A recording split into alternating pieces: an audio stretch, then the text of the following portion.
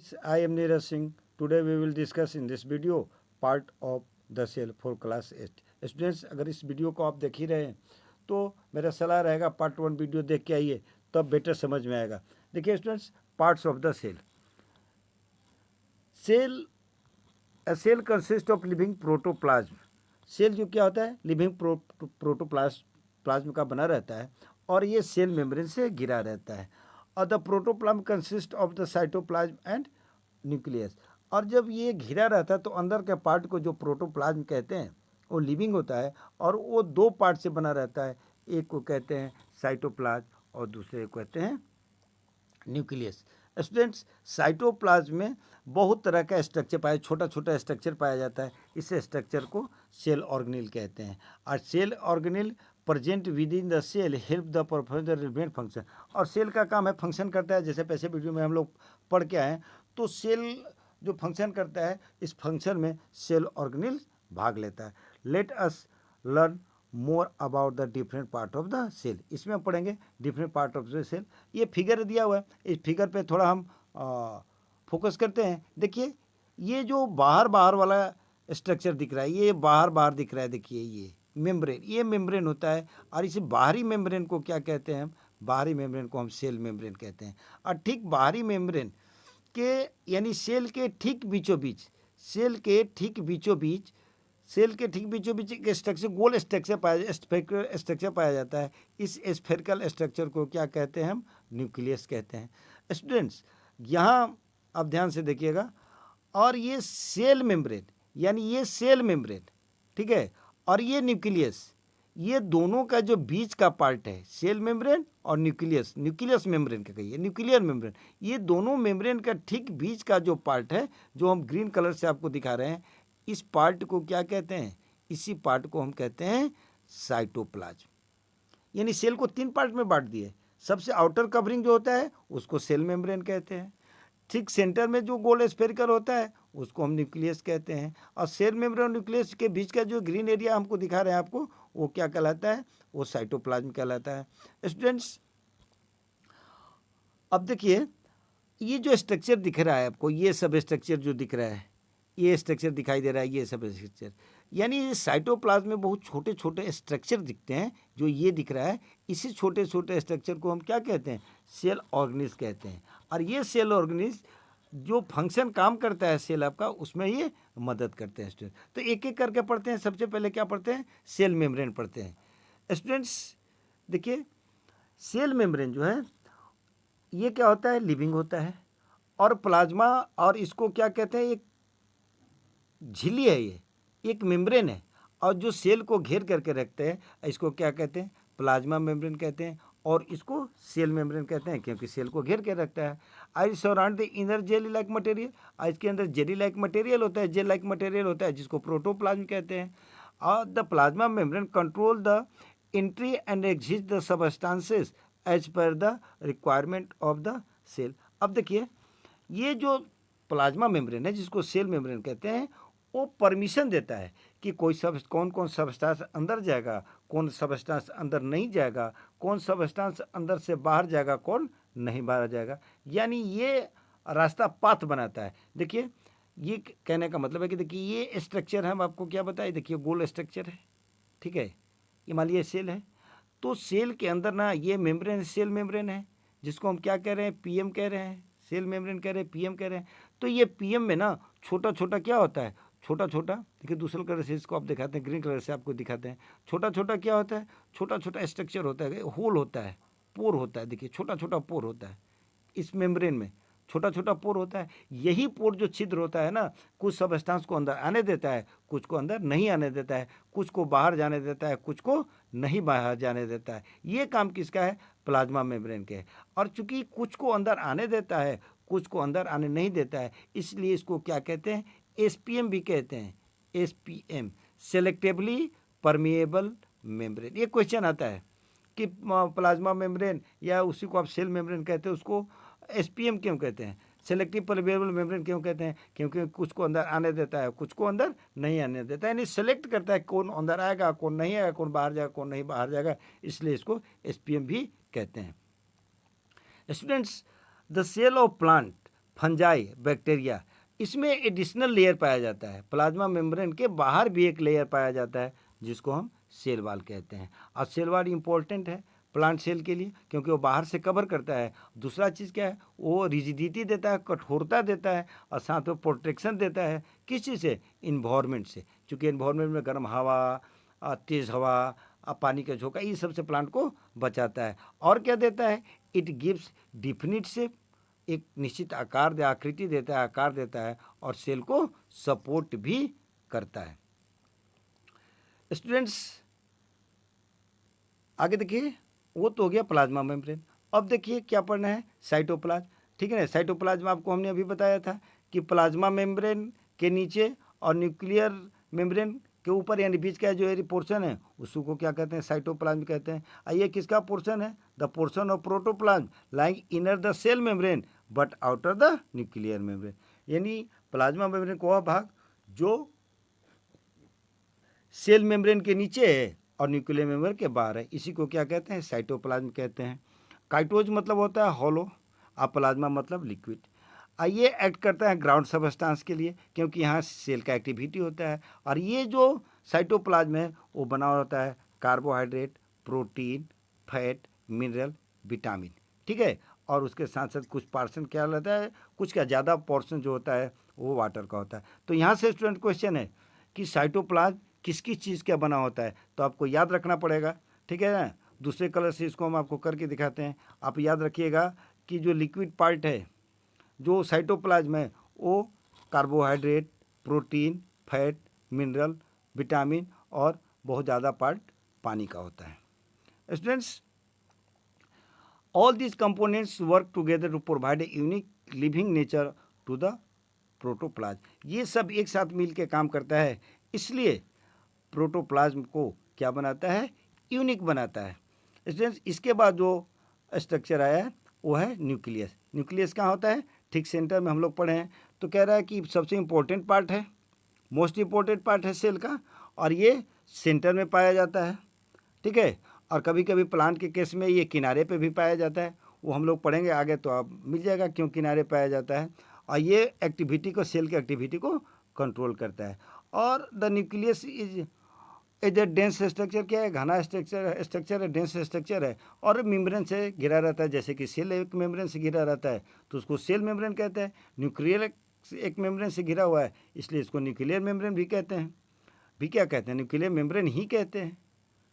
Students अब देखिए, protoplasm is of the nucleus is called nucleoplasm. जैसे कि आप देखते हैं न्यूक्लियस हम लोग सेल के मेम्ब्रेन, सेल मेम्ब्रेन से नीचे और न्यूक्लियर मेम्ब्रेन से ऊपर के पार्ट को क्या कहते थे? साइटोप्लाज्म कहते थे। और ये क्या था? चिपचिपा था, स्टिकी था। ठीक उसी तरह न्यूक्लियस में जो लिक्विड पार्ट पाया जाता है उसको न्यूक्लियोप्लाज्म कहते हैं। और इसमें थ्रेड लाइक स्ट्रक्चर होता है जिसको क्रोमेटिन कहते हैं। और ये जब सेल डिवीजन को होता है, सेल डिवाइड होता है, ये जानिएगा सेल में डिवीजन होता है, उसके कारण आपका ग्रोथ होता है, लिविंग ऑर्गेनिज्म का ग्रोथ होता है। कैसे ग्रोथ होता है? तो due to division of cell. तो सेल डिवीजन होता है तो न्यूक्लियस का भी डिवीजन होगा। और जब न्यूक्लियस डिवाइड होने को होगा तो क्रोमेटिन जो होता है वो थिकर हो जाता है और थ्रेड लाइक स्ट्रक्चर बना देता है, तब उसको कहते हैं क्रोमोजोम। यहाँ का कन्फर्म हो लीजिएगा ठीक से, क्रोमेटिन और क्रोमोजोम में फर्क है। क्रोमेटिन क्या है? थ्रेड लाइक स्ट्रक्चर है जो न्यूक्लियोप्लाज्म में पाया जाता है। लेकिन जब सेल डिवाइड होने को होता है तो क्रोमेटिन डेंस हो जाता है और थिकर हो जाता है और थ्रेड लाइक स्ट्रक्चर बनाता है, तब उसको क्रोमोजोम कहते हैं। और यही क्रोमोजोम जो है वो करेक्टर जीन को, हेरिडिटी करेक्टर है, यानी माँ बाप के गुण उसके संतान में ले जाता है। ठीक है ना, तो this chromosome are the structure responsible for the characteristic genes inherit by the generation from one generation to earlier generation. इस जनरेशन को उस जनरेशन में ले जाता है, यानी माँ बाप के गुण उसके संतानों में ले जाता है। Students many small living organism are present in the cell. अब देखिए सेल के अंदर बहुत से छोटे छोटे लिविंग स्ट्रक्चर पाए जाते हैं।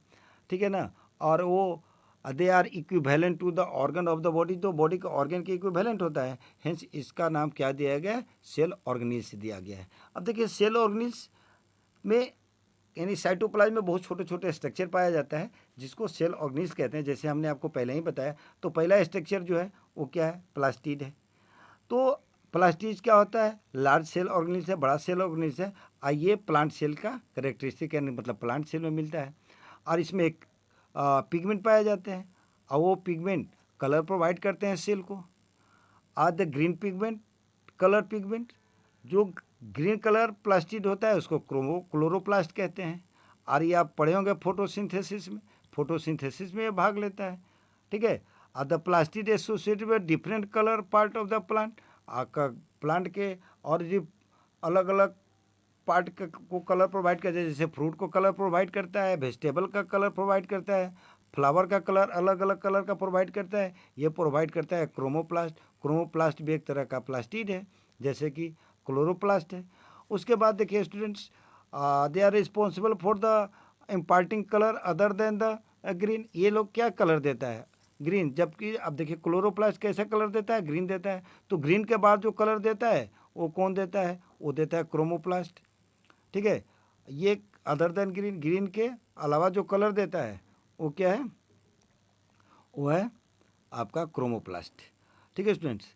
और plant also contain some colourless plastic, कुछ कलरलेस प्लास्टिक है। जैसे कि हम लोग देखा कि क्लोरोप्लास्ट ग्रीन कलर, और ग्रीन का छोड़कर जितना कलर है वो क्रोमोप्लास्ट। और कुछ ऐसे भी प्लास्टिक है जिसका अपना कोई कलर ही नहीं है, उसको ल्यूकोप्लास्ट कहते हैं, ठीक है ना। आदिज प्रोवाइड स्पेस, और ये ल्यूकोप्लास्ट जो होते हैं स्पेस प्रोवाइड करता है, जिसमें स्टार्च स्टोर होता है, प्रोटीन स्टोर होता है, आयल्स स्टोर होता है, और भी चीज़ें स्टोर होता है। उसके बाद देखिए स्टूडेंट्स, माइटोकॉन्ड्रिया है। तो माइटोकॉन्ड्रिया, जिसको आप power house of the cell कहते हैं, ठीक है ना। आगे पढ़ेंगे कैसे क्यों कहते हैं। माइटोकॉन्ड्रिया रॉड शेप्ड स्ट्रक्चर है, या फिर स्फेरिकल स्ट्रक्चर भी है। और ये large number of cell engaged in the different psychological activity, बहुत तरह के साइकोलॉजिकल एक्टिविटी में भाग लेता है माइटोकॉन्ड्रिया। और ये रेस्पॉन्सिबल है सेलुलर रेस्पिरेशन में। जैसे कि आप 7th क्लास में पढ़ के आए, रेस्पिरेशन दो तरह का, ठीक है ना। एक जो सेल के अंदर होता है, एक सेल के बाहर होता है। तो सेलुलर रेस्पिरेशन के लिए माइटोकॉन्ड्रिया बहुत ही इंपॉर्टेंट है। और यहाँ लॉट ऑफ एनर्जी रिलीज होता है जब माइटोकॉन्ड्रिया के अंदर रेस्पिरेशन होता है। इसलिए इसको क्या कहते हैं, power house of the cell कहते हैं। एक क्वेश्चन बराबर पूछा जाता है, क्यों माइटोकॉन्ड्रिया को power house of the cell कहते हैं। इसलिए कहते हैं कि हाँ, सेलुलर रेस्पिरेशन होता है तो लॉट ऑफ एनर्जी रिलीज होता है, इसीलिए इसको क्या कहते हैं, power house of the cell कहते हैं। अगला स्ट्रक्चर जो है एंडोप्लाज्मिक रेटिकुलम है, जिसको ईआर भी कहते हैं। ये क्या है, नेटवर्क है, मेम्ब्रेन का नेटवर्क है, जाल है। और ये प्रोवाइड करता है ट्रांसपोर्टेशन मटेरियल का एक सेल से सेल के अंदर, ठीक है। सेल के अंदर जो है ट्रांसपोर्टेशन होता है, ठीक है। ये दो तरह का ईआर, दो तरीके का होता है। एक को कहते हैं रफ ईआर, एक को कहते हैं स्मूथ ईआर। और रफ ईआर किसको कहते हैं, जब एंडोप्लाज्मिक रेटिकुलम में राइबोसोम आके चिपक जाता है। जब ये चिपक जाता है तो रुखड़ा हो जाता है, इसलिए इसको क्या कहते हैं, रफ एंडोप्लाज्मिक रेटिकुलम। ध्यान दीजिए, यहाँ रफ एंडोप्लाज्मिक रेटिकुलम क्यों कहते हैं, क्यों, क्योंकि एंडोप्लाज्मिक रेटिकुलम में राइबोसोम आके चिपक जाता है। जब कोई चीज़ किसी चीज़ पर चिपकेगा तो रुखड़ा होगा, इसलिए रफ एंडोप्लाज्मिक रेटिकुलम कहते हैं। और इसको प्रोटीन सिंथेसिस में काम करता है। यहाँ से क्वेश्चन आएगा कि प्रोटीन सिंथेसिस कहाँ होता है, तो ये याद रखिएगा, रफ एंडोप्लाज्मिक रेटिकुलम में होता है, क्योंकि यहाँ राइबोसोम आके चिपकता है। दूसरा क्या है, स्मूथ ईआर है। स्मूथ ईआर मतलब कोई राइबोसोम वहाँ आके नहीं चिपकेगा। जब नहीं चिपकेगा तो स्मूथ होगा, चिकना होगा, ठीक है। स्मूथ अपीयरेंस होता है, और ये फैट निर्माण में मदद करता है।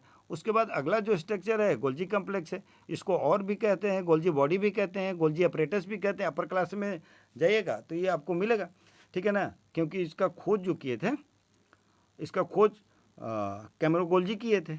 अपने नाम पे इनका नाम रखा गया, इनके नाम पे इसका नाम रखा गया, गोल्जी कम्प्लेक्स, गोल्जी अपरेटस, ठीक है ना, गोल्जी बॉडी, ये सारा चीज़ इसका नाम है स्टूडेंट्स। और ये गोल्जी बॉडी है, ये क्या करें, सेक लाइक स्ट्रक्चर, थैलेनुमा स्ट्रक्चर है, ठीक है ना। अष्टक वन एबव द अनदर, एक दूसरे पे क्या रहता है, एडजस्ट रहता है, एक दूसरे के ऊपर रहता है। और ये प्रोसेसिंग और पैकेजिंग ऑफ मटेरियल कैसे प्रोसेस होगा और उसका पैकेजिंग कैसे होगा, जो सेल के द्वारा प्रोड्यूस होता है, ये इसका काम है। यानी सेल प्रोड्यूस किया, उसको ये क्या करेंगे, प्रोसेसिंग करेंगे और पैकेजिंग करेंगे, ये इसका काम। स्टूडेंट्स, अगला जो है वो है वैक्यूल। वैक्यूल मतलब खाली जगह, इसका हिंदी होता है रिक्तकाएँ। ये अपीयर होता है एम्प्टी स्पेस में, कहाँ, साइटोप्लाज्म में। और जनरली ये जो होता है वैक्यूल्स प्लांट सेल में बड़ा होता है। जनरली प्लांट सेल में ही पाया जाता है, कभी कभी एनिमल सेल में भी मिल जाता है। इसका काम है स्टोरेज का काम, किसका, वाटर स्टोरेज और वेस्ट जो प्रोडक्ट मिलता है, वेस्ट निकलता है, इसका स्टोरेज होता है। अमीबा के केस में फूड मटेरियल को एब्जॉर्ब स्टोर करता है और फूड वैक्यूल्स में डाइजेशन का काम होता है। ठीक है, ये फूड वैक्यूल में डाइजेशन काम, ये अमीबा के केस का बात है। ठीक है, उसके बाद जो है अगला जो है राइबोसोम है। राइबोसोम क्या है, छोटा छोटा दाना है और ये साइटोप्लाज्म में प्रेजेंट होता है। कहाँ, ऑन द रफ ईयर पर, जैसे ऊपर ही आपको बताया गया स्मूथ ईयर। ठीक है ना, स्मूथ ईयर पे क्या हो गया, अगर ईयर है उस पर राइबोसोम चिपक गया तो रफ ईयर बन गया, यानी छोटा छोटा दाना ऐसा होता है और ये साइटोप्लाज्म में मिलता है, कहाँ, रफ ईयर पे। और ये ऊपर भी बताया गया है प्रोटीन निर्माण में, प्रोटीन सिंथेसिस में मदद करता है। स्टूडेंट्स, ये देखिए सिलिया लिखा हुआ है एंड फ्लैजिला। सिलिया देखिए, ये सिलिया और फ्लैजिला। देखिए सिलिया आपको पैरामीशियम के केस में मिलेगा, अब फ्लैजिला आपको यूग्लिना के केस में मिलेगा। कुछ ऐसे सेल होते हैं जिसमें छोटे छोटे एक्सटेंशन होते हैं, उभार होता है सेल मेम्ब्रेन पे, और वो उभार जो होता है लोकोमोशन में और फूड कलेक्शन में मदद करता है। जैसे यूनिसेलुलर ऑर्गेनिज्म है पैरामीशियम, ये देखिए छोटा छोटा स्ट्रक्चर दिख रहा है आपको, छोटा छोटा यहाँ स्ट्रक्चर दिख रहा है, ऐसे छोटा छोटा स्ट्रक्चर दिख रहा है, इसी को क्या कहते हैं, सिलिया कहते हैं। और ये सिलिया क्या होता है, आपको मदद करेगा किस चीज़ में, लोकोमोशन में चलने के लिए, और कैप्चरिंग द फूड, फूड पकड़ने के लिए भी मदद करता है। ठीक है ना, ये देखिए इसके अंदर कॉन्ट्रैक्टाइल वैक्यूल है, जो हम लोग ऊपर पड़े वैक्यूल है इसके अंदर। ये देखिए ये पार्ट जो आपको दिख रहा है न्यूक्लियस है, न्यूक्लियस दो न्यूक्लियस है, एक छोटा वाला एक बड़ा वाला। बड़ा वाला का माइक्रो न्यूक्लियस कहते हैं, छोटा वाला का मिक्रो न्यूक्लियस कहते हैं। ये देखिए ये जो स्ट्रक्चर दिखाई दे रहा है फूड वैक्यूल्स, जो हम लोग पढ़े थे, क्या रिक्त का खाली जगह होता है। ठीक है ना, ये क्या दिखाई रहा है आपको, साइटोप्लाज्म दिख रहा है, ये स्ट्रक्चर है आपका पैरामीशियम का। स्टूडेंट ये देखिए ये यूग्लिना है, ये देखिए विप लाइक स्ट्रक्चर है, चाबुनुमा स्ट्रक्चर जिसको फ्लैजिलम कहते हैं। ठीक है, एक है तो फ्लैजिलम है। ये इसके अंदर भी वही सारा स्ट्रक्चर है जो बताया गया आपको। ठीक है, ये सारा स्ट्रक्चर है और ये सब क्या है, all this cell organism work together perform a different function of the cell. और ये अलग अलग सेल का फंक्शन करता है अलग अलग तरीके से। अब देखिए स्टूडेंट्स, यहाँ है आपको level of organization in the organism. Organism बहुत तरह के हैं, हमने जैसे पढ़ के आए हैं यूनिसेलुलर और मल्टीसेलुलर, तो अलग अलग उसका ऑर्गेनाइजेशन होता है, कैसे कैसे बॉडी ऑर्गेनाइज होगा। तो कह रहे हैं यूनिसेलुलर ऑर्गेनिज्म में जैसे अमीबा है, वो एक ही सेल सारा काम कर देता है उसको, चाहे वो डाइजेशन का काम हो, न्यूट्रिशन का काम हो, रिप्रोडक्शन का काम है, एक्सक्रीशन का, सारा काम एक ही सेल कर देता है। ठीक है ना। अब ये मल्टी सेलुलर ऑर्गेनिज्म है, उसमें अलग अलग काम करने के लिए अलग अलग ऑर्गन होता है। जैसे पकड़ने के लिए हाथ है आपके पास, देखने के लिए आई है, स्मेल लेने के लिए नोज है, टेस्ट के लिए टंग है, तो अलग अलग काम करने के अलग अलग ऑर्गन है। यूनिसेलुलर में ऐसी चीज़ कुछ नहीं है। ठीक है ना, तो ये जो अलग अलग ऑर्गन है वो अलग अलग काम करने अलग अलग ऑर्गेनिज्म है। ए ग्रुप ऑफ सेल, बहुत सारा सेल आपस में मिलता है और जिसका एक ही फंक्शन होता है, खास फंक्शन होता है, तब उसको हम टिश्यू कहते हैं। यानी group of cell has specific function is called tissue. जैसे नर्वस टिश्यू, ठीक है, नर्वस टिश्यू आप जानते हैं, नर्वस टिश्यू को 3 कैटेगरी में बांट दिया जाता है। नर्वस टिश्यू आप देखते हैं जिसमें ब्रेन, स्पाइनल कॉर्ड और क्या होता है, नर्व आता है। ये ग्रुप ऑफ, तो ये टिश्यू क्या है, ग्रुप ऑफ सेल है। और जब बहुत सारा सेल मिलेगा तो टिश्यू बनेगा, और बहुत सारा टिश्यू मिलेगा और एक स्पेशल काम करेगा, तब उसको हम कहते हैं ऑर्गेन। अब बहुत, जैसे किडनी एक ऑर्गेन है, अब बहुत सारा ऑर्गेन मिलेगा तो एक ऑर्गेन सिस्टम बनेगा, जैसे डाइजेस्टिव सिस्टम है। तो पूरा ये सिस्टम आपको क्या आ रहा है, देखिए लेवल ऑफ ऑर्गेनाइजेशन क्या आ रहा है कि सेल मिला तो टिश्यू बना, सेल मिला तो टिश्यू बना, टिश्यू मिला तो ऑर्गन बना, ऑर्गन मिला तो ऑर्गन सिस्टम बना, ऑर्गन सिस्टम मिला तो ऑर्गेनिज्म बना। इस तरीके से ये चैप्टर कंप्लीट हो गया। अच्छा लगा है तो लाइक कीजिए, सब्सक्राइब कीजिए। Thank you.